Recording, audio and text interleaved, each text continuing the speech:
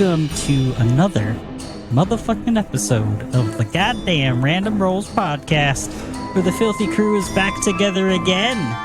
We're playing through Age of Warps, a wonderful little campaign. But if you're joining us for the first time, we cycle through tabletop RPGs. Any that have a hooker in our little butts, or a homebrew idea, or a module, or one-shot that is just speaking to us, and we want to experience it for ourselves. Give it a little playtest. This is a no-holds-barred, adults-only top-tier shit, dick, and butt joke podcast. Poop. If you're still here, you already know that, so thank you for sticking with us. Like a loyal dingleberry, you're with us until we wipe free of you. Those are my favorite. I hate a disloyal dingleberry. I was betrayed. Oh, yeah. No one wants a traitorous dingleberry. Yeah. All causing problems. But yeah, we're all consenting adults here, playing make-believe games where anything happens, so this is another, it's just a fucking umbrella disclaimer, because I'm lazy. But not when it comes to the prep for the Age of Worms campaign. Part 1, the Whispering Cairns. And I have 4 wonderful players to play with. Let's play some fucking games! So let's just go around the horn. I'll call you out and you can call up the next person. Just give us your name, who you're playing, and their ancestry and classes and any other little tidbits you have to add. Let's start with Dylan. What's up, guys? Hope everyone is having a great time listening through this. It's been a lot of fun playing so far. I am going to be playing Kaelder Wren. He is a human half-elf, herbalist background, cleric, and ranger. We're dual classing, so having a little bit of fun with that. That's pretty much Kay. And I will kick it on over to Randy. Hello. I am Randy. I don't know why I use that weird voice. I like it. I wasn't ready. Roll with it, bro. So yeah, I'm playing Cosimo. He is a kind of a slick, kind of skeevy looking individual. Probably knows his way around the criminal underground, but overall a great smile and a cool young badger at his side. So what could be better? What Festus is your badger's name, right? Festus, yes. Named after Festus. What makes my mother's dog. Oh, in real life? Yeah, in real life. not Cosimo's mom. Oh, cool. Nice. Thanks for clarifying. It's an interesting name. Shout out, Mommy. Shout out to Mommy.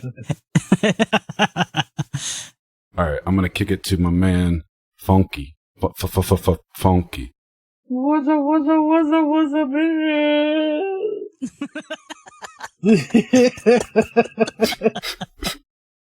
Hello there. I'm Mr. Willowsby. I haven't lived here long, but it's so nice here. They don't ask questions, and they'll just let a man earn his daily bread. So nice. I don't have a name. Okay. That's Whoa, did everyone creepy. else hear that? I don't know what that was. Kick it over to Brian. Whoa, who and what is Mr. Willowsby? Oh, well, I'm a man, you see. Are you somehow insinuating I'm something less? We're not in character yet, man. Rein it in. Give us your ancestry and class, bro. Fine, you fuckers. Mr. Willowsby is a human. He is has a background of toy maker, because that's really all that's left of him. He is a summoner witch. He has an eidolon named No Name, and a raven. Was that what the growl was? Was the raven? I thought that was No Name. What's the raven's name? Is it just the raven? Yeah, it's just the raven. Mr. Willowsby hasn't thought to ask the talking raven its name, but, maybe he will eventually. Gotcha. But yeah, no, on my character sheet, it's just the raven. All right. Oh, and Cosimo, you're Did you say you're a cleric ranger? No, you're a rogue ranger. Yes, right, rogue right. ranger. I tried to infer it from my, greasy underground description. Also, I forgot to say. That's all right. Okay. But mostly, I forgot. Mostly I forgot. All right, Brian, your turn. Smoking too much pot. Smoke weed every day. Hey everyone, I'm Brian. I'm playing Rognag, the half-orc not barbarian, half-orc sorcerer fighter. He was a laborer up until recently when his friends on a drunken night out convinced him to go adventuring. Now he's getting ready to step out of town on his own with his best buds at his side. Hell yeah, now I don't have to do a recap. Nicely done. Worked it in so organically. Shit. There you go. There we That's go. awesome. Perfect. Perfect. No, I got a decent recap just to get us into the mood, but I completely forgot to mention that you all listening need to go to dicelegion.com and order some fucking dice and dice goblin accessories using the code DeathDreams because you get 10% off your purchase. That's it. So go do that. And I forgot. I wanted to ask you guys a little bit of a fact, a little tidbit about your PC also. Yeah. I had mine ready, and I didn't want to be the kid who asked to turn in their homework, so it's just gonna play it cool. No, don't worry, dude. We're all that kid. Yeah, Now true. you can start. Go ahead. Give us a little fact, a little tidbit, something interesting or not about Kay. All right. Kay, this is something that not everyone in the party knows, so you might have picked up on a hint or two of it, but Kay has always wanted a pet. But his parents both frowned upon the idea. They told him that if Erastil saw fit, he would bless Kay with a companion or familiar. But after 60 years of waiting, it still hasn't come about. So he's friendly with every animal he comes across that isn't already bonded to another human, in the secret hope that they could be the one to connect with him. He harbors a secret jealousy of those who have been able to connect and bond with a single companion, though he tries to never display it outwardly. And this is, like I said, something you probably don't know, but he might not interact a lot with Festus or the Raven, just because he doesn't want to put the energy into those animals, knowing that they won't bond with him. So he kind of ignores them almost, recognizes them, but doesn't really interact with them. He'll acknowledge them, but he's not super friendly the way he would be with like a random squirrel in the woods type of thing. You can pet my badger anytime you want. Okay. Thank you. Thank you for permission. We need consent. That's Nice. Kay's fun fact. That's kind of sad. It kind of is. But I could see him being way too overbearing and over eager with any other Just like wild animal that he comes across. Yeah, Just- woodland creatures. He's like, oh, come here, little badger, for example, I guess. That example, but yeah. Too desperate. A little bit, yeah. And again, he's older in age, probably 65-ish.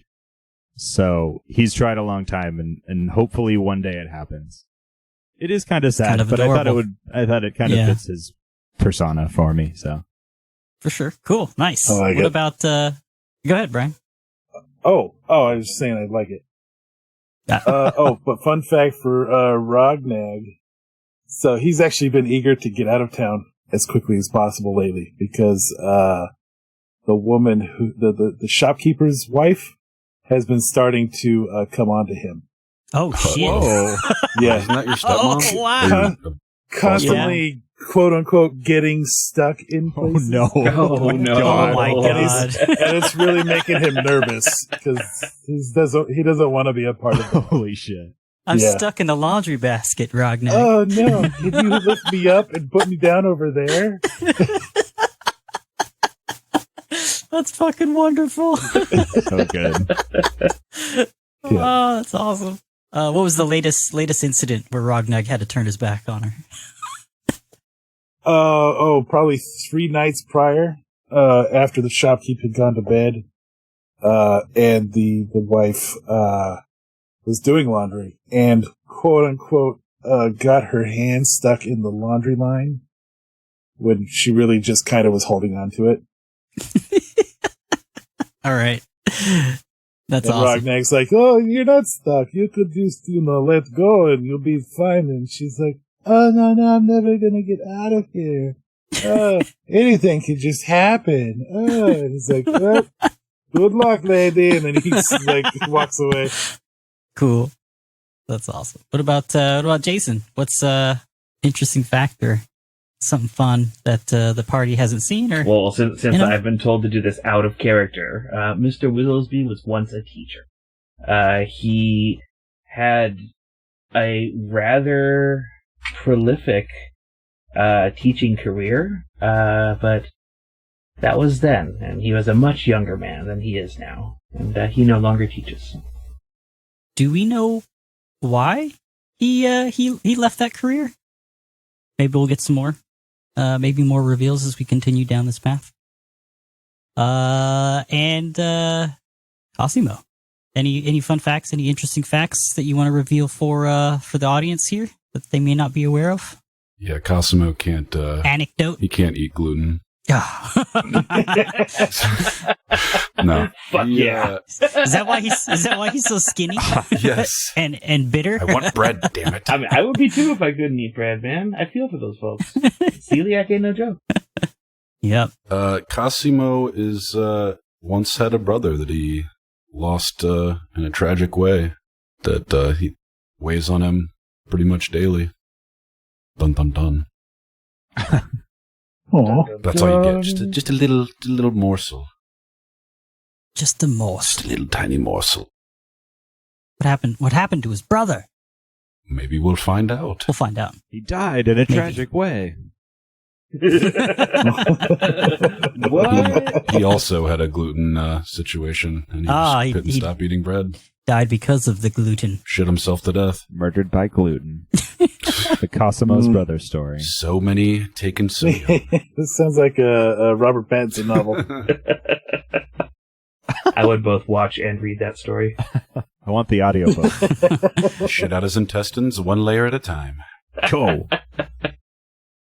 What a way to go. All right, let's get back to it. Thank you for those tidbits. Was that everyone? Everyone get a tidbit? Yep. I think so. Okay, cool. Didn't we? Think so. Yeah. Maybe. You want a tidbit about me? Too bad. No, subscribe and then find out. Ready for the insight. Do it. If you subscribe, I'll tell you all about the story where I discovered the meaning behind the word poon chips. What? What word? Poon chip? Poon chips. That's Never heard of such a thing. Is it like fish flavored or? He sounds like you should Well, sign up if for you that wanna Patreon. So you can learn the Subscribe and mystery. find Yeah, out. exactly. Subscribe and find out. Yeah.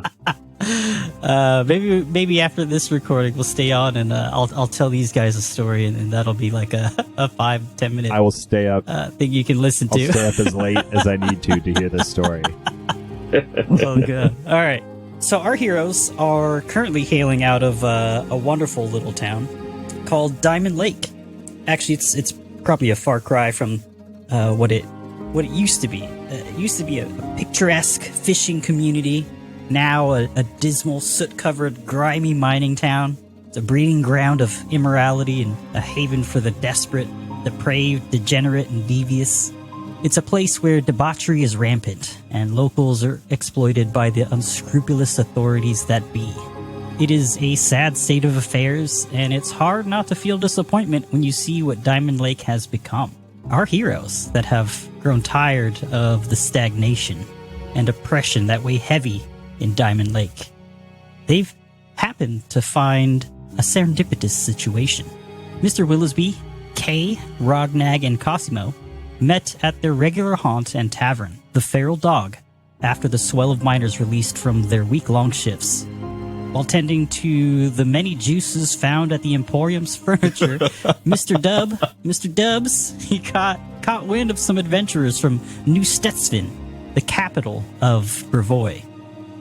Those adventurers sought treasure from the Sturge Nest Cairn, and were surprised to see them successful as all the cairns in the region were thought to be emptied and completely looted of all the treasures that could have been found. It seems that this is not the case. Yet, there they were, a trio of treasure seekers lauding over their findings at a table nearby. Though Kay has traversed the Cairn Hills, he believed it possible for there to be some cairns still hidden. At the mention of that, Rognag remembered a chance encounter with some youths some years ago, talking about a Whispering Cairn, where a little girl had disappeared, never to be found. A mystery that was kept by those youths, and youths alone. Cosimo running the books for a mine manager, the most prosperous and vicious of mine managers, Balabar Smink, happened upon some paperwork of a property that had been forgotten after its original owner had disappeared or passed away some 50 years ago. Its general location was mentioned and that it resided in the Cairn Hills. Just a few hours or within a day's ride or walk to the northeast of town, somewhere along the company road. Kay, confident in his ability to uncover the location of the Whispering Cairn, the group set out immediately, planning to use that property as a place to start and seek their way out of Diamond Lake through fortune and glory. So let's start with that secret survival role that Kay had in hopes of locating that trio of adventurers' tracks along the company road. Awesome. I'll cross that off my notes. Yes, I remembered it. I did it. You know what? Obel. Really? Hell yeah. I get an Obel. Oh, cool. No, I get an Obel. Congratulations. Yay! You really earned that one. Yeah. I know. I tried real hard. I am proud. So, with that role, you're actually able to find their tracks. Awesome. Along the company road, you can kind of see where they had come from. They followed from the company road. You guys are walking for a few hours. We'll just say it's a little bit past midnight, and you're walking directly towards the region that is known as the Cairn Hills to the northeast of town. And once you get maybe an hour's within the region, it goes from like a rocky trail, and it just traverses throughout the hinterlands. It makes its way through the most obvious of the cairns, and after about another hour, so it's 2 a.m.-ish, you can see that their tracks immediately deviate towards the north, in the direction of the river that splits this region. After the river is the Gonzi Forest. You follow the tracks, you find them successfully, and you think you can follow them to the Sturgeon Cairn based on how it didn't seem like they were trying to hide their tracks at all. So I'll let you guys kind of take it from here. Is there any other conversations happening? It's been a few hours. Maybe you didn't think it would have taken this long. Maybe you did. I'm not sure. I'll let you guys kind of just have that conversation now. Oh, have we found this place yet? We've been walking around for hours. I have not found anything. It's pretty fucking dark out here. Kate gets up from her crouch after looking at the tracks.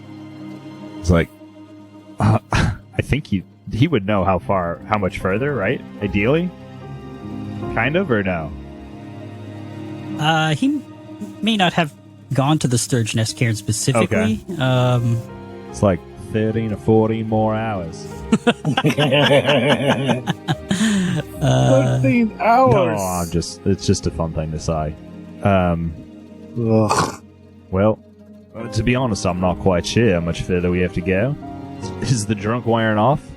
What sort of fucking tour guide are you? You're supposed to know where we're going. Yeah, you guys are probably getting quite sober after this, after a few hours of not drinking. Mm-hmm. Right. And marching along in the wilderness, I'm sure we've been working this shit off. Well, at least I found some lemongrass for whatever we kill and eat tonight. Oh. So what are you? We are spending night outside, yes? At the very least. Well, either there or inside one of these cairns, I assume. Hard to sleep inside stone, but it's doable. I could try to lift one up and put it down over there and make a house thing out of it, like a lean for. Mr. Willowsby makes a face and scrunches up his mouth like he's trying to prevent himself from saying something. He looks away. Oh, I think Mr. Willoughby have indigestion. What's the matter? You got a fart? Can I get a survival roll from Kay? Sure. 23. Nice. I think that's good. Yeah, that's definitely more than good. So you're pretty confident in being able to follow the tracks. You're not sure how much farther the Sturgeness Cairn is, but you think if you were to veer off towards the to the northeast from here, you may be able to find that mine office that Cosimo had brought up. We should make that place our base. Oh yeah. Well, we would have had to do that in town, right? Would we? Or is there another place that we would have to do that? No, we just say it's ours. If no one else is using it, we can just sleep there, and if someone says something, we can say, "Oh yes, we just forgot the proper paperwork." I like that plausible deniability. It's always better. We'll just check the doorknobs, and if it's unlocked, we'll just help ourselves. Yes. See, this is why I like the cut of your jib, young man. You know how to get things done. Well, my jib is some of the finest cutlery you've ever seen.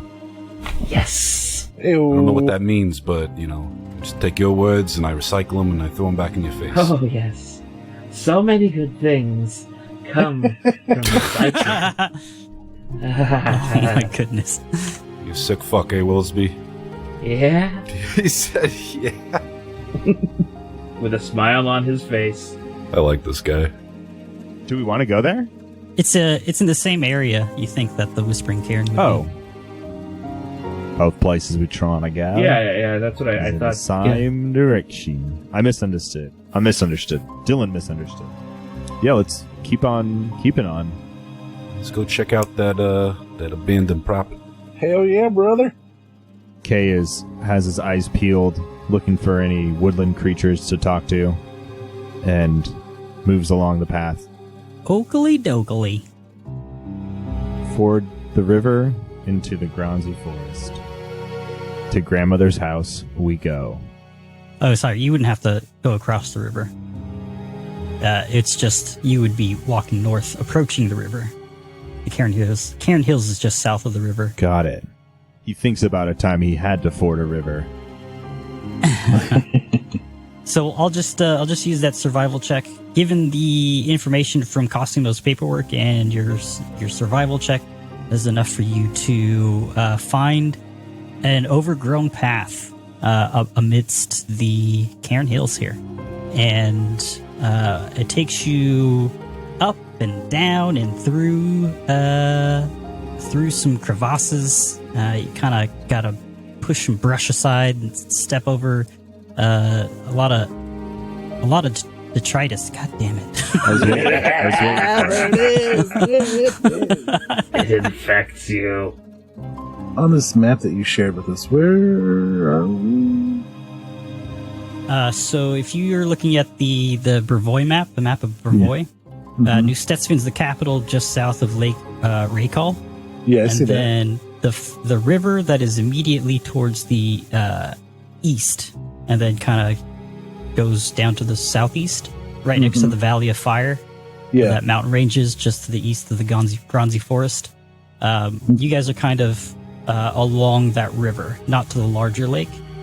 But between Lake Raykall and the Fire Valley, or the Valley of Fire Lake? Yep.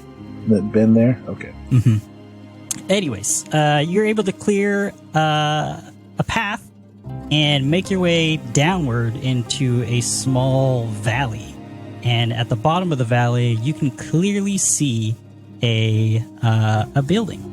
This building sits at the bottom of a crown of rocky cliffs.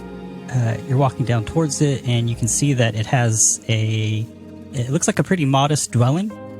It has rough stone walls, kind of set up as a perimeter around around the base of this little valley.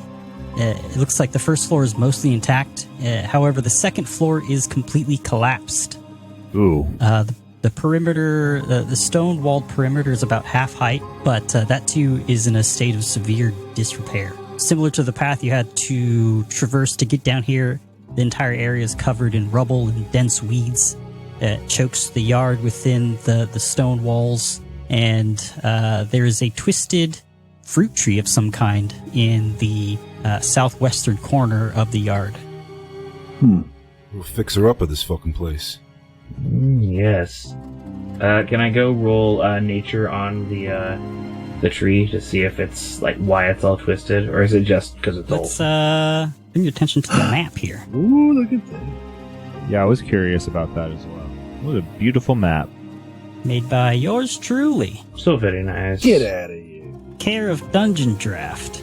Alright, so also you guys traverse down the dirt and rocky path.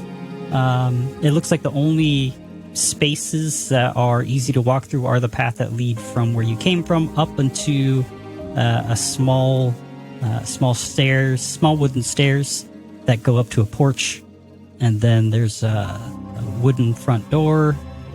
You can see behind some brush and overgrown trees, the front of the building, there's several windows that look like are shuttered. And this fruit-bearing tree, very pretty looking. Oh, and as you guys were kind of coming down and looking at the bottom of this crown of rocky hills surrounding this property, you could clearly see a well behind the house that looked like it had a wooden top to it to keep it protected from the elements. The moon high overhead, it gives you enough light to see throughout. Are we in like free explore mode, or do you want to do? Yep, you guys are free to look around if you'd like. And Roll20 just did a pretty significant update. You should see that there are a door and windows Yeah. that you can actually click on to open or close That's them. very cool. Clap, clap, Oh, clap. no Good job, shit. Roll20. Nice. Whoa, looks like someone would have party here. As Kay approaches the tree, everybody stop moving their tokens for a moment. Rognag, you open the door. Kay, you move up to the tree with costume behind you. You start to hear this faint buzzing sound, and you look up and into the tree, and it looks like it's got some cherries kind of fruiting from it. They look juicy cherries popping from that tree. But Ooh. almost out of nowhere, you see these tiny insectile-like creatures come buzzing down directly at you. Oh no. Cosimo takes a step back. I don't notice. You do not. None of you notice. All right, well, I'm just investigating the tree. Getting kind of hungry out here. I thought I might grab a snack, so that's why I came up here. All right, so as you approach, you see these creatures fly out. Oh no. Oh no. These tiny insectoid creatures, they each have 2 pairs of red bat-like wings, a tangle of thin legs, and each one very sharp, needle-like proboscis protruding from their face. And they look very angry. Shift Z to show it off a little bit. Oh. Nasty mosquito bat things. Nasty, nasty. Like we're playing Peacemaker, the RPG. All right, let's go ahead and roll for initiative. Yay! What? Nice. Natural 20 from Rognag for a 26. Kay got a 20, a dirty, filthy 20. I tried to do the thing where you do the thing, but it didn't do the thing. have you tried doing that thing? You might have to try that thing. I got a 22. I'm sorry, my perception's +7. Okay, so you got a 17. Yeah. Oh, I got a natural 20 for a 24. Haha, suck it. Whip it out. Present it. Ho-ho! Present it. Present. Dick. All right, Rognag, you are up first. you open the door and say, "Ho ho! Looks like somebody was partying in here," or something along those lines. And then you hear a buzzing sound coming from behind you, and maybe Kay going, "Huh." Definitely Kay going, huh. What does Rognag do for his 3 actions? I'm sure I would say something. What would he say? There's some bugs in this tree. Oh no! Bugs in 3! Let me lift them out of the sky and place them on the ground forcefully. He's gonna step outside. Ah! Ah! Alright, so you first action move. Yep. Out onto the porch, right behind Cosimo and Kay, who are underneath the cherry tree. Get behind me, friends! And he's gonna move up to this first one here. All right, this one looks like it had just released its grasp upon a tree branch, and is floating in front of you. Let's see if I can get him to stop doing that. So he comes out of the house, moves up to his friends, sees them, moves up towards one of the bugs with the hammer in tow, and then as he moves forward, he does like a spin around Cosimo, doing a wide spinning arc, and then swings his hammer around. Oh, did you have your hammer out? It's a 2-handed weapon. It's always perfect. out. Thank you for clarifying. Does a natural 20 hit? Hell yeah, it does. Holy shit. Well done. Very Oh nice. my god. So it's a critical hit. So we get to decide now if we want to double the dice damage, or looks like it did automatically. Do we just want to roll with that? 'Cause that's a lot of fucking damage. It is a lot of fucking damage. It's up to you, man. I just went with whatever the standard was on the sheets. We're supposed to agree with each other here, but I'm okay with that. 28 points of crit damage. So yeah, with that wide arc, he brings the hammer down, and it passes through the body of what was the bug, and then hits the ground. It's a satisfying slud or slam. Boom, boom. I like slud. I've not heard that word. It's a wet thud. Slud sound. Slud. That's the Batman action line that pops up. Slud. As it makes contact. That's a good noise. That's a good word noise. Noise word. Slud. The last thing the Sturge sees before it dies is its own ass. What? Who said it was Sturge? Sorry, the bug. Nice. The All right. Florida mosquito here gets taken down by the giant moth.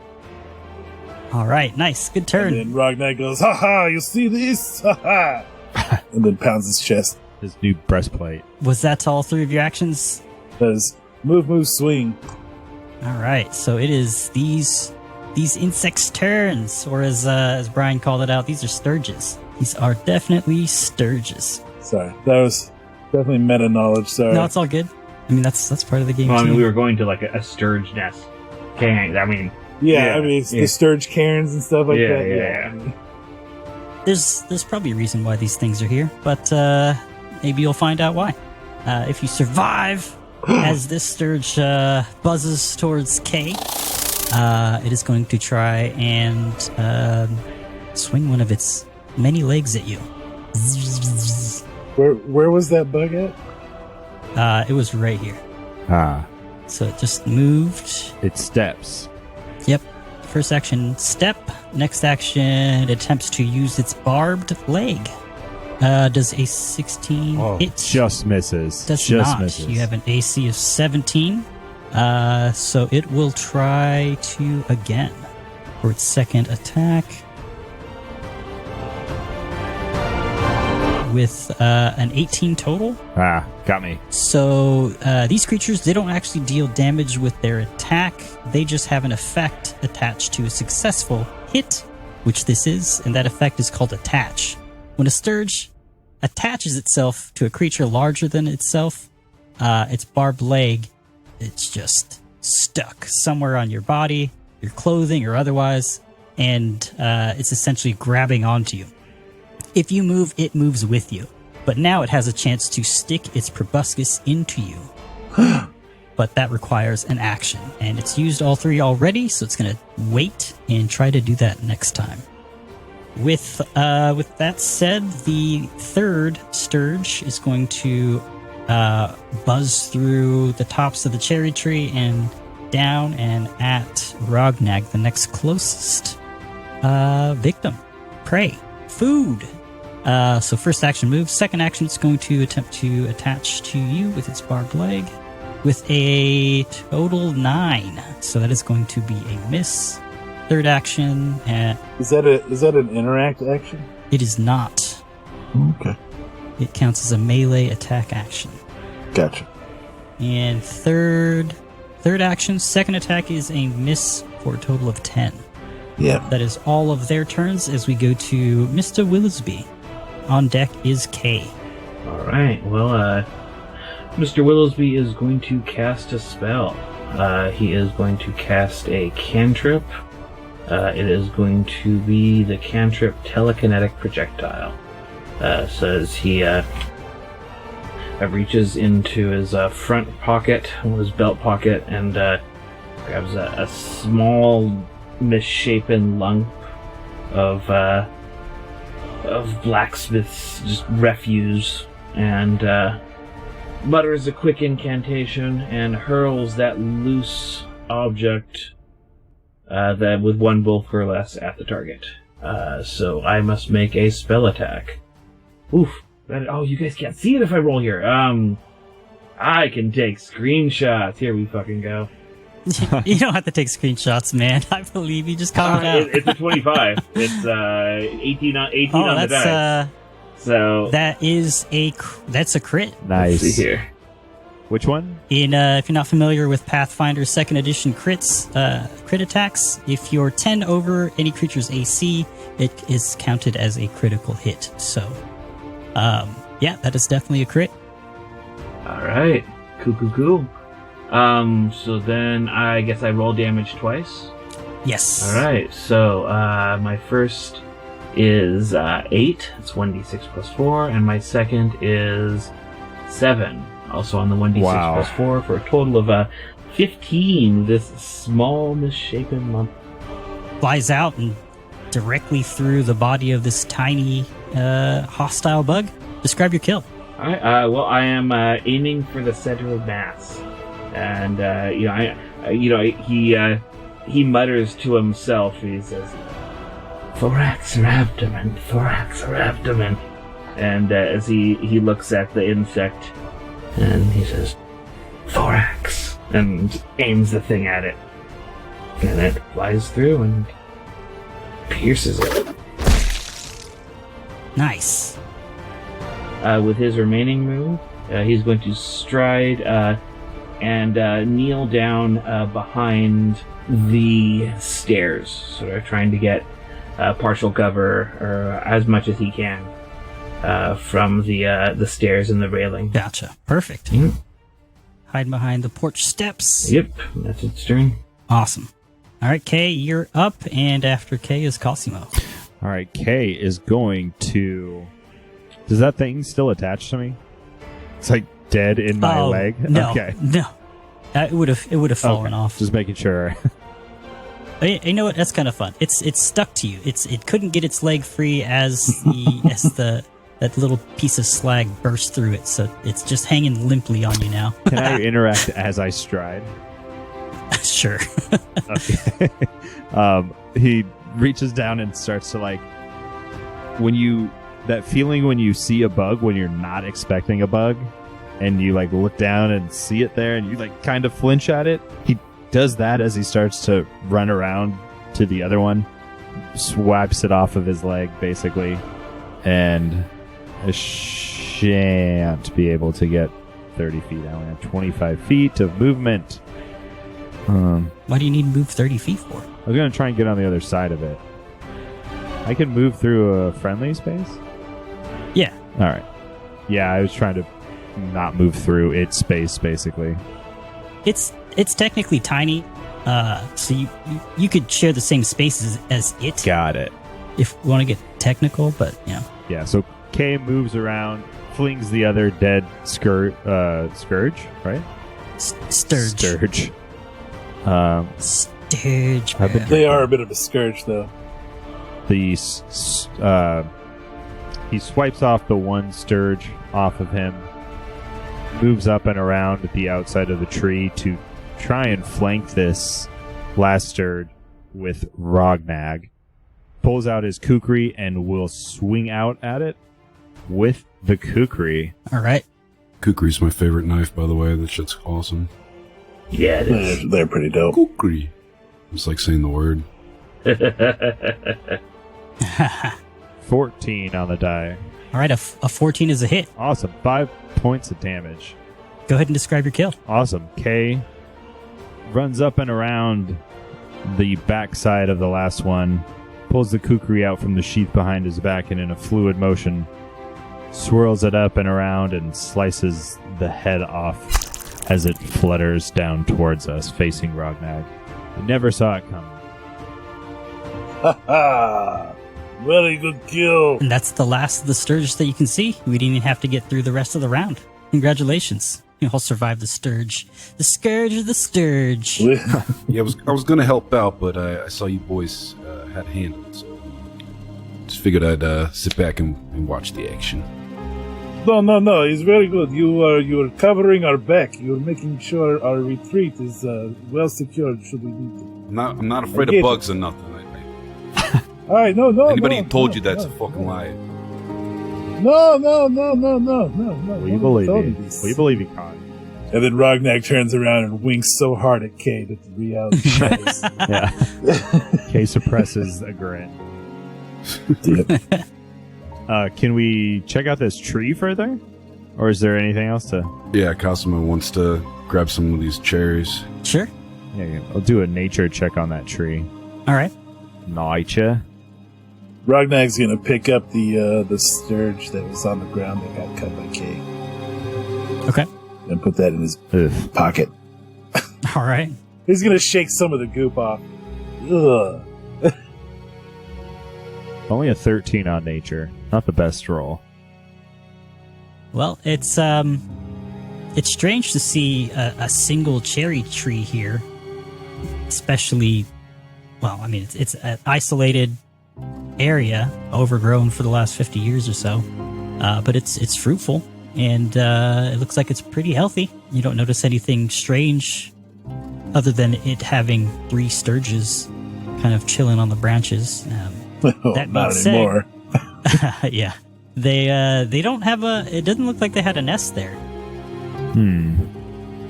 Would I be able to think with what you said that it's strange that there's a solo cherry tree here?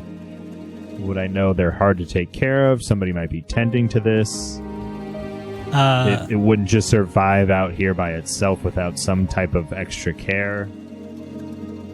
It wouldn't. The chances of it being like a random cherry tree seed being planted here is very slim. So you think maybe somebody had to plant this here on purpose? Okay, but it could have been years ago. It's not like there's a hermit living in the basement of this derelict house or anything like that.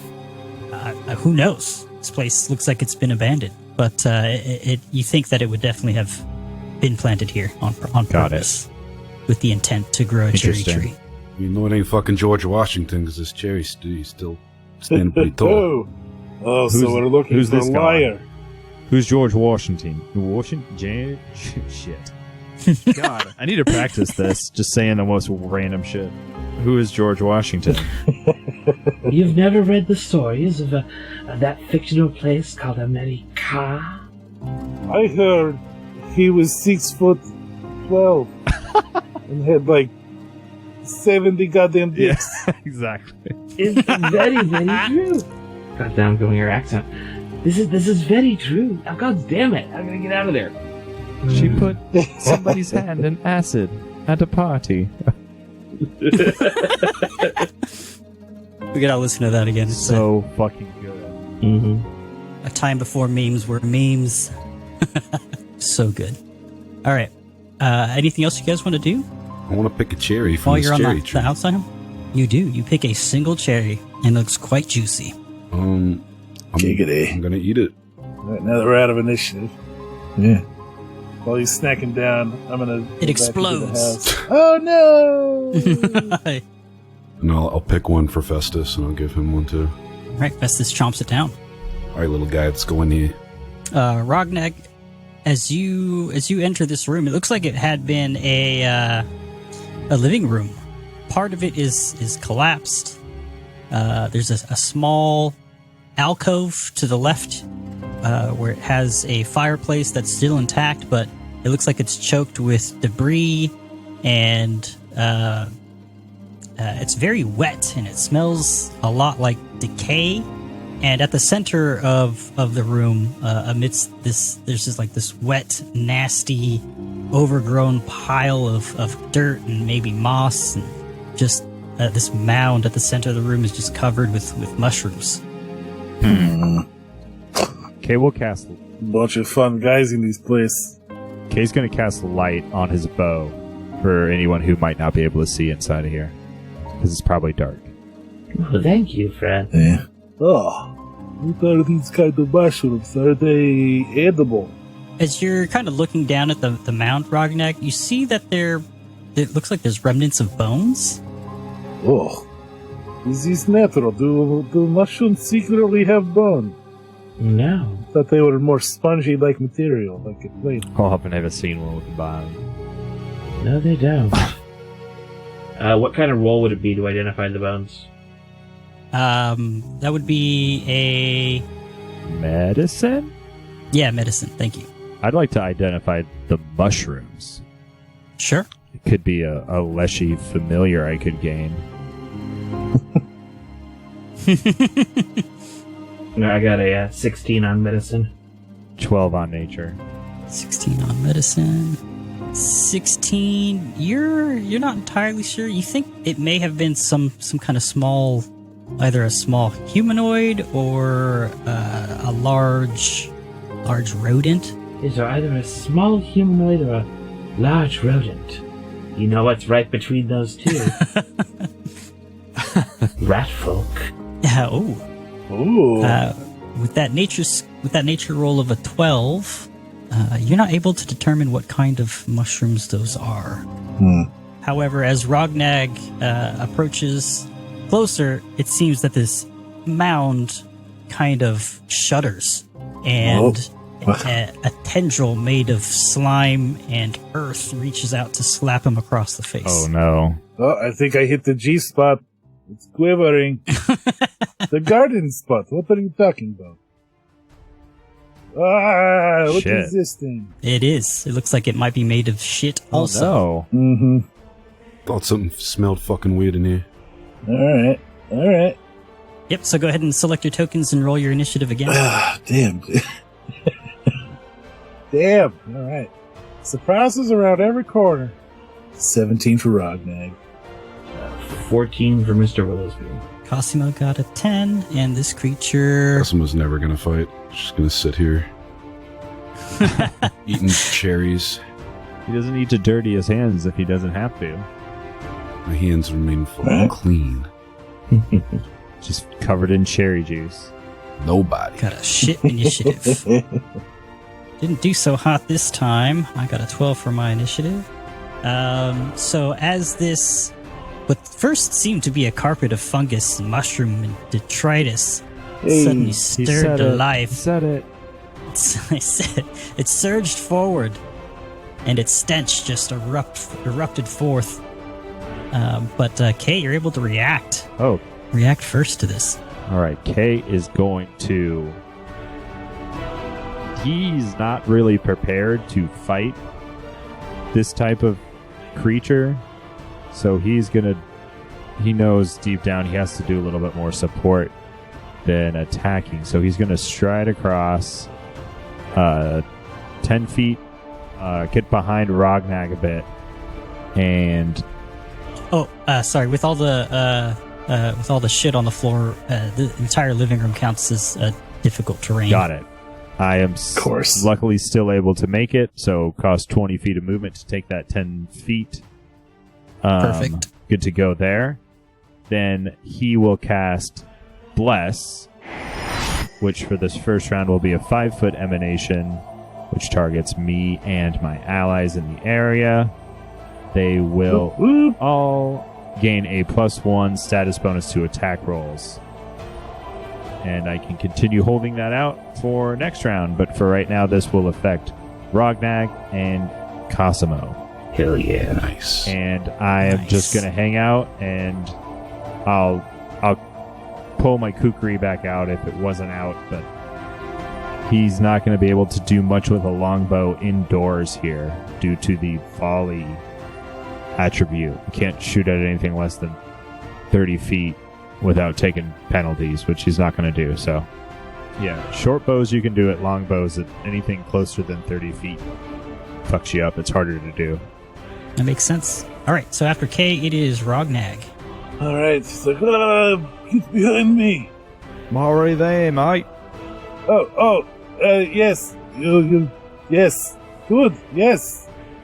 I can predict your movements. You're such a good friend, Kay. Let me make myself a little harder to hit and cast shield on myself as a 1 action. Ooh, I should have done that. Oh, well. I'll be a shield man. Oh, no, I need to concentrate on Bless. Never mind. You can still cast cantrips. You just need 1 action to sustain, right? I don't know. Let's not get into it. Sorry. Yeah. Take your turn. Take your turn. And then with my other 2 actions, I'm going to power attack. Oh, have Hell at it. yeah. There's a cast shield. It's like, it's like that. And then he grips the hammer tightly and does another kind of winding windmill motion, and then like really steps into this hit, Nice. striking out an attack of 27. Oh, God. Yeah. That is a... Oh, you know what? That's only 10 damage. That is not the critical. It would normally... Unless it is a critical. It would normally be a crit. However, it seems that this creature is not affected by that crit. Oh, that is also, it's a 28, huh? Because of Bless now. Huh? Yeah. So it's still 10 damage, but it's damage, and this weapon has the shove property. When I can use this weapon to shove with an athletics skill, even if I don't have a free hand. Oh no, never mind. I could use it to shove, but I'm not shoving. Gotcha. You'd have to use the shove action to do so. Gotcha. So, power hit. Kapow! 10 damage.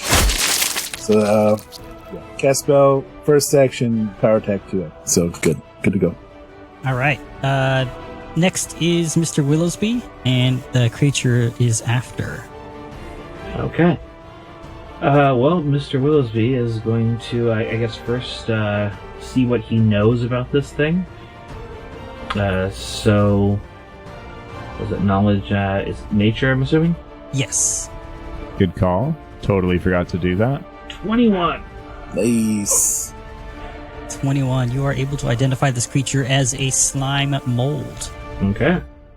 However, this slime mold looks different from what you understand about them. Typically, slime molds would have a disease that they can. What am I looking for? Words fail. Impart. Impart. Yes, thank you.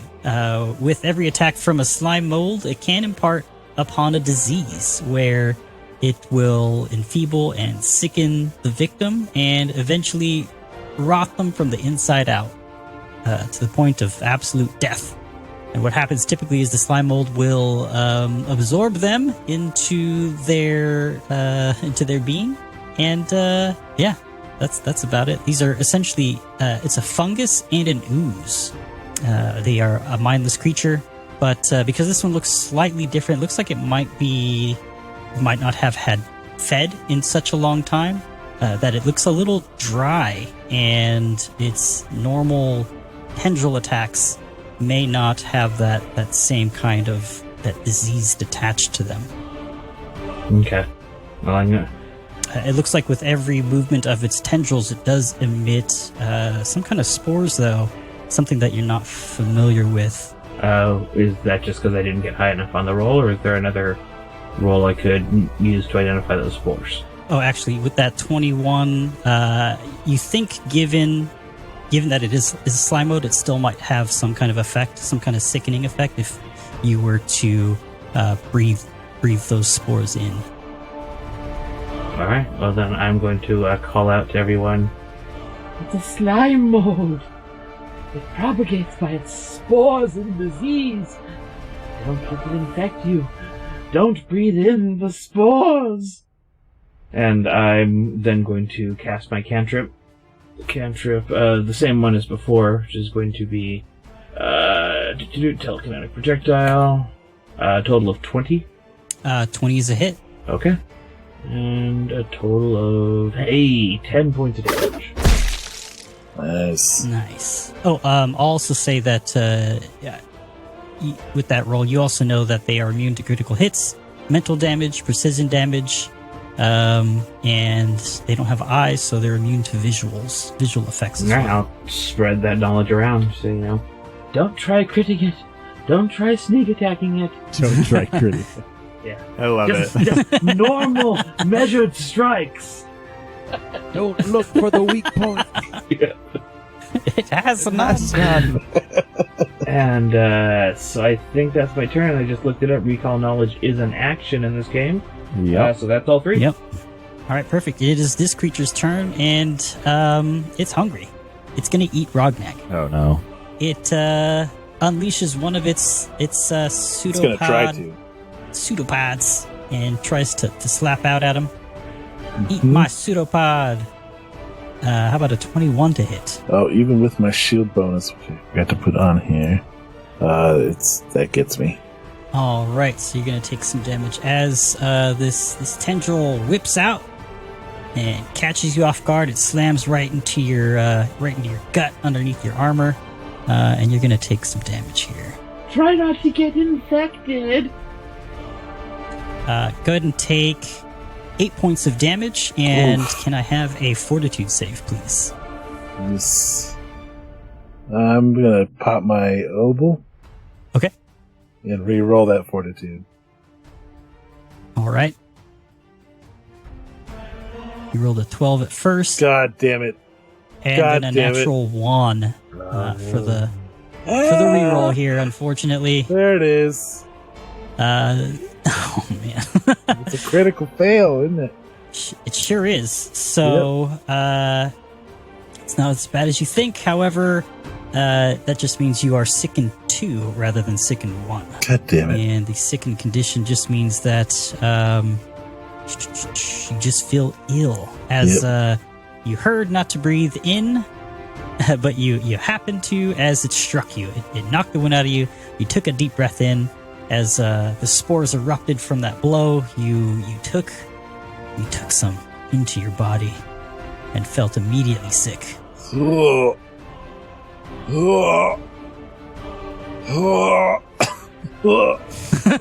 what they say in this thing? So essentially you'll take a status penalty equal to the value, so -2 to all your checks and DCs. I played that on the sheet. It's really great. There's a whole thing, conditions chart, and you can click it and then add the value of it. Nice. It's real fucking handy. And it applies to all the stats that it affects. Ouch. Shout out Roll20. Right. I know, really stepping it up. All right, so now we're going to go ahead and go to its second action, which is going to be another tendril, another pseudopod attack directly at its closest target. This one had a significant minus, and that is a miss. And for its third action, it's going to try again. Ooh, it's hungry, and it also misses. You're able to stumble back and away from its remaining 2 attacks, and we go to Cosimo with K on deck for round 2. So taking out my weapon, that's an action, right? Don't have it out already. Yes. Excuse me while I whip this out. I'm gonna whip out this. I'm gonna whip out my longbow for first action. I see that it's a -2 if I'm closer than 30 feet. I Right? believe that's what it is. But I get a +1 because I'm blessed, so it's a -1 essentially. Does that sound right? Yep, sounds right to me. All right, so I pull out the longbow. I aim tried and true, and I let it fly for a big old 9. Ah, that is a miss. Yeah, I'm just going to take another shot at it. All right. That is a 17 total. That is a hit. Plus, All right. is that with the second penalty? Yes. Second attack penalty? Oh, yeah. Yeah, it was a natural 18. I have a plus 5 to hit. This guy And knows the then- rules. Yeah. Plus, Path Nice. Builder kind of handles it pretty well. Nicely done. And he can't be snuck attack, right? He doesn't have feet to be flat-footed. I don't know. That's a good way to put it. Yeah. Mr. Willowsby did call out that they are immune to critical hits and precision damage, so sneak attack would not work. Gotcha. Not only because it doesn't have feet, but because it has no vital organs. All right, rolling for damage. That is 7 damage. All right. Take that, you ugly fuck. Yeah, and your mother too. You mother. It shudders Thinks of its mother. Mother. as your arrow pierces through its amorphous body. And we'll go to Kay, top of round 2. Kay's gonna delay. Ooh, all right. Little Ragnak, He wants to see delay. what Ragnak does. He saw everything going on there. He needs a little bit more information from Ragnak before he does anything. So he's gonna wait. Okay. You can do that, right? I'm not. Okay. Yeah. Trying to figure out what kind of information I can get you. Boom. First strike is going to be an exacting strike. Exacting I guess I strike. just didn't know if you were gonna run away or not. No, fuck no. Perfect. Well, this will work. This will be perfect. Yeah. Sorry. So, an exacting strike is a single action attack, and if it misses, it does not count against my multi-attack penalty. Neato. Oh, that's cool. It's the feat. The attack is going to be swinging with the ball from downtown. Does a 15 hit with the blast going? Sure does. All right, so that's 6 more damage, Okay. and then we're gonna follow it up with a power attack. 2-action pow attack. Attack of 14, That is a hit as well. or I guess it'd be 15 as Yep. well with bless. 15 again. Yep. Oh, because 'cause yeah. you're sick. So 5 damage. Boom. In the power attack. Wow, I did more with the regular one. All right, you Plop. smush it. Wah! Earth and moss and fungus just splays out. I think I have him on the ropes. Perhaps someone could give me a little hand here. I'm not feeling so good. It stinks like pulp. All right, Mr. Willowsby, you're up. I'm gonna jump in and go before. Yep, yeah, he delayed. Okay. I'm going to. All right, Kay is going to reach out with a hand, hearing Ragnak ask for a hand, puts a healing hand on him, and is going to do a single action heal for 1d10. Looks like based on my junk. Ooh. Wait, are you rubbing your junk on me? Is that what's I got 2 on the vine. It's his magic wand. happening? So divine. So 5 points of healing. Not super great. I don't believe. Damn, dig it. I don't believe that gets rid of your sickened condition. Sure don't. No. Likely not, yeah. This thing is looking pretty beat up, though, right? Yes, it has. With every blow, it has. We'll say that it's kind of just shrinking in size. Parts of it that were moving previously are not, and they're being kind of just sloughed off onto the dirt and grossness-ridden floor. Gross. Fucking making words up. Grossness. Slud? The grossness on the Slud floor. on the floor? The slud on the floor. Yeah. I'll Trying to avoid the D word. sled. Detritus. Yeah. I don't know why. It's a great word. Yeah, but I use it too much. That's fine. It's my crush. Great crush. Crutch word. I will also focus on Bless to extend that 5 more feet to engulf Mr. Willowsby as well. Give him that +1 bonus. It does not affect the slime mold, thankfully. And then with the last action, we got a good nature check. That was enough info. I don't. Do these stairs behind me go down or up? Looks like they curve up and go. They curve. Giggity. They curve behind you and go up. Okay. I am going to cast Detect Magic. Okay. Is there any magical auras within 30 feet of me? Is that an instant thing, or do you have to focus? It's a cantrip. Ooh, can I use my reaction to recognize his spell? Sure. You have a reaction? I do. It's a feat. The recognize spell reaction. If a creature within line of sight casts a spell that I don't have prepared, or in my spell repertoire in a trap, I must be aware of it. If I'm trained in the appropriate skill for the spell's tradition, and it's a common spell of second level or lower, I automatically identify it. Okay. Yeah, it looks like he's doing that. Right on. He's detecting the magic. It's a 2-action spell. I cannot do it. You don't spend your reaction doing that. Sorry. I thought you used the 1-action version of heal. I did, but then I used a focus action to maintain Bless. Oh, got it. Yeah, so that, you can use a single action which has a concentrate trait to increase the emanation. So that was an action. I'll cast Shield as a single action. Swoop. All right, you cast shield, and feel the magical energies engulf you. And we'll go to Mr. Willsby. All right, I'm gonna call out to the Raven. I'm gonna give a Raven, fly up and around, see what else is around here.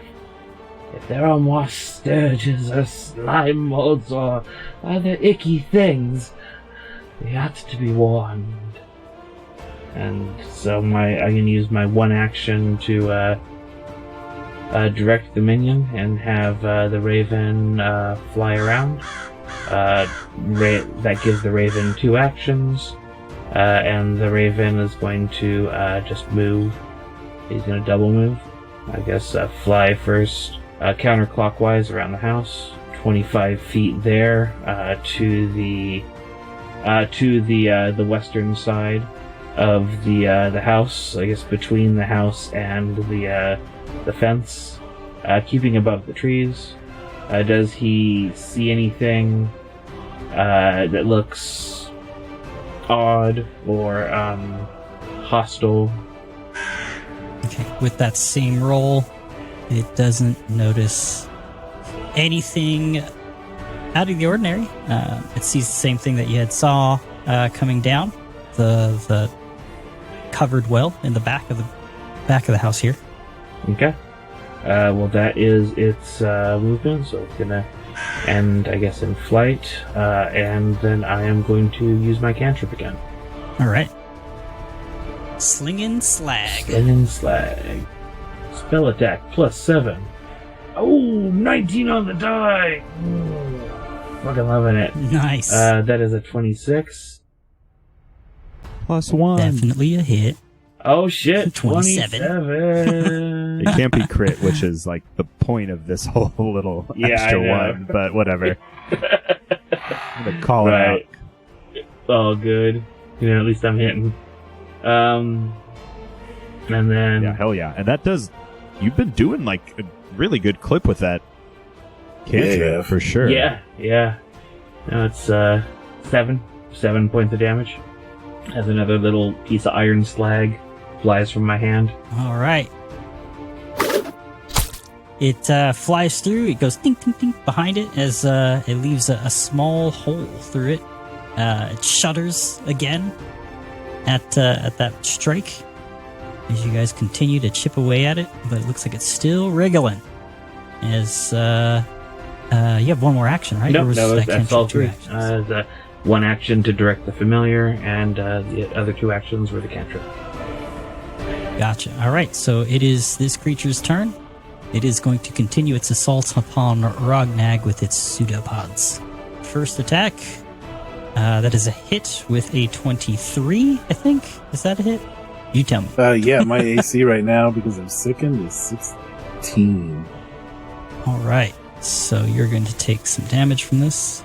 You're going to take 6 points of damage. Oof. And it attempts to mollywop you again. Reaction, the shield spell. I can, as a reaction, expel the shield, and it takes off like 5 points of that damage. Oh, nice. Perfect. Yeah. And if it, or basically, while spells infect, I can use a shield block reaction with my magic shield.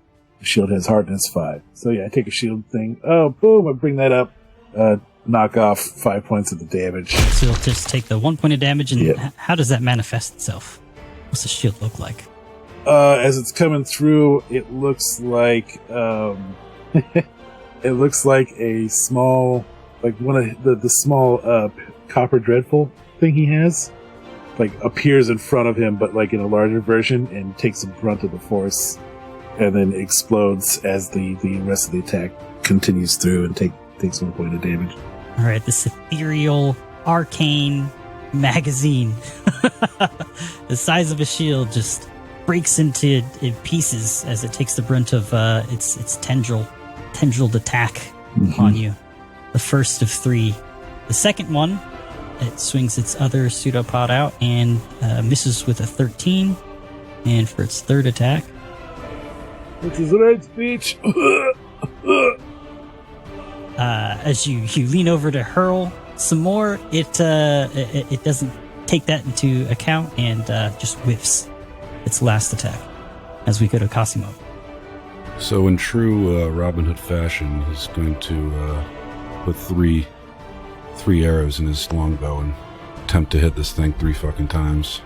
So first one is a 23 to hit. That's a hit. Is it damage? That is 8 damage for the first. Go ahead and describe your kill. Nice. So I still shoot all 3 arrows. The other 2 just fucking flop somewhere foolishly, but the last one goes right into like the center of this thing and through it and sticks in that chair behind him. And I just kind of like look real goofy with my smile. It's like, yeah, so proud. And with the final shudder, this fungal ooze ceases its movement. How do you all proceed? Oh. Ragnag like sits down for a sec up against this wall. Oh, not feeling so good. Oh. Kay will attend to him to do some medicine or some kind of thing to lure herbalism to try and help either cure the sickness from the spores or just do medicine to get him some hit points back.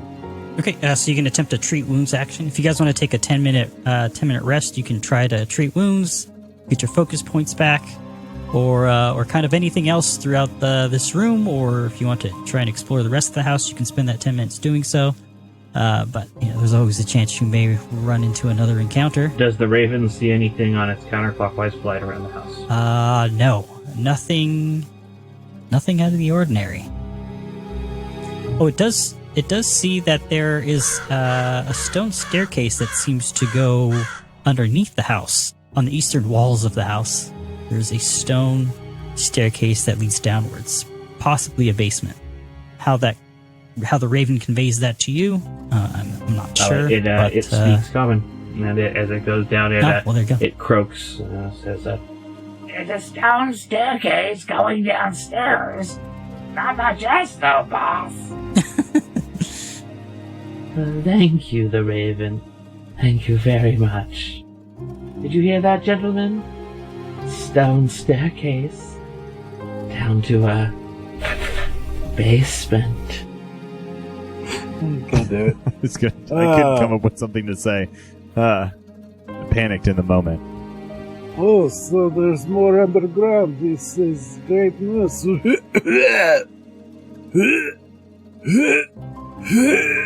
Oh my god! All right, go ahead and roll your medicine check, or your. Are you able to treat wounds with your nature? Do you have that feat? I'm gonna do medicine. I do have like healer's tools, so Okay, perfect. Yeah. So you just got to beat a 15 and you can heal 2d8. Perfect. Unless it's a crit, then 4d8. I'll send Festus over there as, like, support. Tell him to, like, lick his face and, you know, bring up his spirits. He's more of an emotional support companion than anything. There we go. That's a 21 on the Nice. medicine check for 2d8. Yep. Not great. 9 points of healing, but should get you pretty close. That's to Rognag. That'll bring him to full again.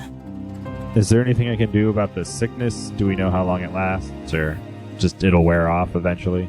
I was going to say I could try and counteract it with some herbs. It looks like this creature wasn't at its full capabilities. One would even say that it had the weakened condition applied to it. You might say. One might say. Behind the scenes.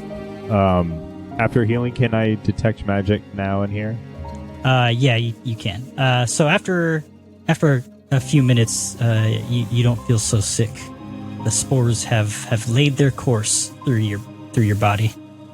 Okay. You might have some diarrhea later to be concerned about, but Well, so business as usual is what you're saying. Just Sure, another yeah. day in the office. Oh, yes. Feeling much better. Yes, right as rain. Thank you, Kay. You're very good at this. Ain't no thing, partner. you cast detect magic and you're searching the room. Well, did anybody else want to do anything for the next 10 minutes? You guys kind of just hanging out, watching Kay treat wounds and kind of keeping an eye out. Sounds like that's what the gist of it. After the events have unfolded, I don't think I want to venture through the house on my own. Yeah, I'm just waiting. My raven came back. Just petting my badger and Giggity. giggity all over the day. Well, if we're ready to move on, let's see what else is. I'm sure there's going to be enemy plenty all around place. If we want to make this our own, we got to really roll up our sleeves and get the detritus out of here. He said it. He said the word. It's the name of the episode. He said it. All right. Yeah, you cast detect magic and you don't detect anything. All right. Good to know. Well, did you sniff anything out? Oh, didn't find anything. It's a bunch of shite lying around. Well, Didn't quite expect anything, but you never know. It's good to check. it's both good and bad when there's nothing showing up on the old detectometer. Rognag, you open the door to the north to reveal the end of this episode. So thank you all for listening. Hey, everybody, I found it.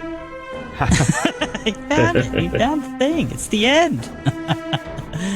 Again, we hope you enjoyed our shenanigans. We'll be back again soon. Yeah, and if you'd like to hear more, check out our on hiatus podcast, Devils, Elves, and Dice, where we play through the Pathfinder 2nd Edition Adventure Path Abomination Vaults. And don't forget to use our coupon code at dicelegion.com, Death Dreams. Use that code, get 10% off your entire purchase. You can use that as many times as you want as well. And it'd be a huge help also if you left a review and some stars wherever you listen to our podcast. Tell your friends, tell your family, especially if they like filthy, top tier shit, dick, and butt jokes. Because that's what I like. We all do. That's a bunch of detritus to The me. finest quality Yeah. dick jokes. Yeah, quality. Like the Only crystal the of best. dick jokes. The Chablis. All right, everybody. Take care, and I hope you have a happy holidays and an excellent new year. Yeah. Bye. Thanks, everyone. Bye. Bye. Bye.